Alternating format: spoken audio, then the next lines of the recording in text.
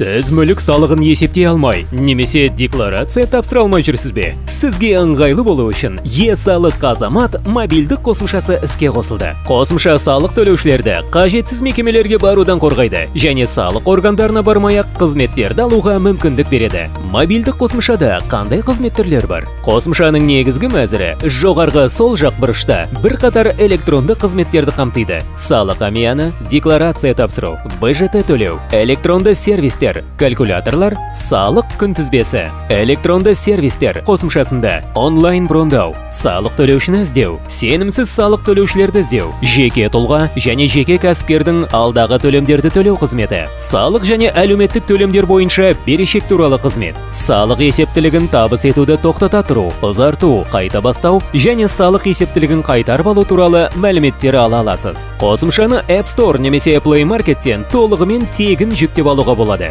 Бұл қызметтерді алу үшін қосымшаға тіркеліп кіру қажет. Ол үшін e-салық Азамат қосымшасын орнатқаннан кейін ашылған қосымшаның жоғарғы сол жақ бұрышындағы мәзірінде орналасқан профиль параметрлері тіркелу пәрменін таңдаңыз. Тіркелу мен жүйеге кірудің үш әдісі бар. Бірінші әдіс – пайдаланушының ЭЦК арқылы. Ол үшін құрылғыңызға алдын ала жүктелген аутентификация кілтін таңдап, ЭЦК-ның құпия сөзін теріңіз. Екінші әдіс – мобильді азаматтар базасында тіркелген пайдаланушылар үшін SMS құпия сөз арқылы қолжетімді. Өзіңіздің GSN енгізгеннен кейін, сізге мобильді қосымшаға кіру үшін код келеді. Үшінші әдіс – бұрын тіркелген пайдаланушыларға GSN және құпия сөз әдісін таңдауға болады. Өзіңіздің GSN мен өзіңіз орнатқан құпия сөзді енгізіңіз.